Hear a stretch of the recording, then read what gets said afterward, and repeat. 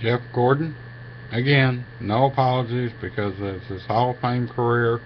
Obvious first ballot for the Hall of Fame as soon as he's out of the car the required number of years, or if he runs a few races for the next several years and reaches a certain age, you can get in as an active driver. Right now he says he's not planning no more races after 2015, but time will tell. But how close did he come to driving for Jack Roush? The backstory on this is in 1991, driving Pontiacs, a young Ray Everham was helping him. In 1992, Ray Everham had moved on to Alan Kulwicki's then known as Winston Cup team. And yes, it was Winston Cup then, no apologies to Sprint or anybody else because that's what it was.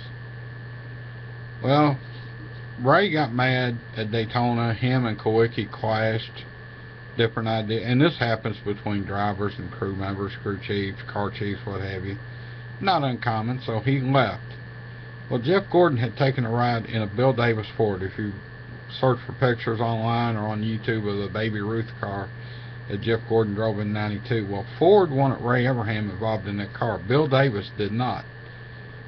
But Bill Davis accepted him because Ford was paying the salary. And Ray Everham was involved. I did not know this till I recently read it, I think on J-Ski. I've been unable to find it, so I'm not going to include a link. But back in those days, Jeff's career was being controlled by his stepfather by the name of John Bickford, who was literally responsible, as I understand it, for getting him started in racing. Well, John Bickford was having a telephone conversation with Jack Roush. And Jack Roush wanted Jeff Gordon to come to work for him. He obviously saw potential, just as Rick Hendrick, Mr. H, did. Well, John Bickford said they come as a pair, Jeff Gordon and Ray Everham.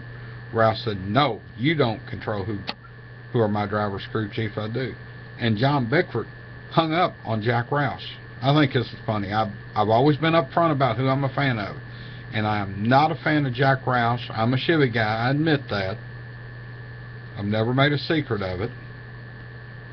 I can respect some Ford teams as long as Jack Roush or Roger Penske is not involved with them. And they're pretty much involved with all the Ford teams in Cup, so I can't do it. I just cannot do it. So apparently Jack Roush calls John Bickford back and said, we lost connection. John Bickford says, no, we didn't. I hung up on you. And then hung up on him again. So how close did Jeff Gordon come if Jack Roush would have said yes to Ray Everham being Gordon's crew chief? Obviously, it worked at Hendrick Motorsports, producing 3 championships before. I know Gordon has 4 before you say it, but the 4th one was with a different crew chief. So, again, no apologies for doing a lot of Gordon stuff right now. I feel his career, one of the greatest drivers of all time in NASCAR. I'm not going to argue about who's the best or any of that, but certainly first ballot Hall of Famer as soon as he's eligible. Hopefully the Hall of Fame's still there. There's so much. Frankly, I think from what I've been reading on Facebook, they built it in a bad place, don't have parking.